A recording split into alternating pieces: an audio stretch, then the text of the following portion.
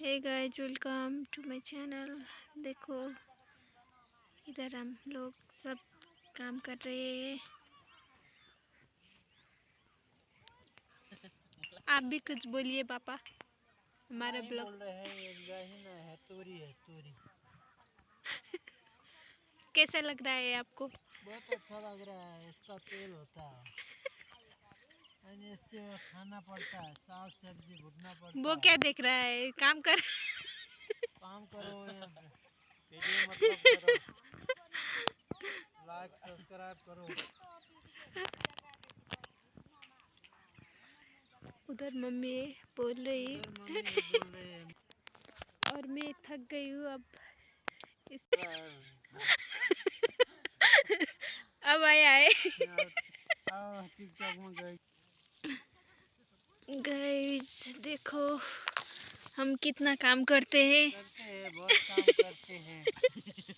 थोड़ा बहुत मशहूर पड़ते हैं। इतना काम करना पड़ता है, फिर भी ये लोग पसंद नहीं करते हम लोगों को। हाँ? फिर भी लोग माता ने दिखा रहे हैं।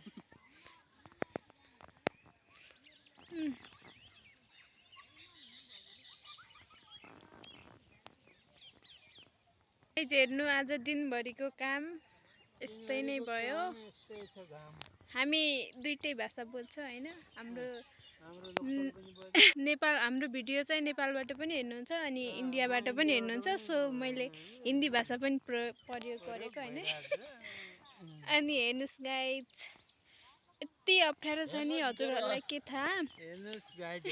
यसमा चाहिँ हामीले मसुर भन्छ नि, के भन्छ हो त्यसलाई, त्यो पनि लगाएको भएर हैन। योलाई चाहिँ निकाल्न यति धेरै गाह्रो भइरहेको आएर काम गर्दिनुस्।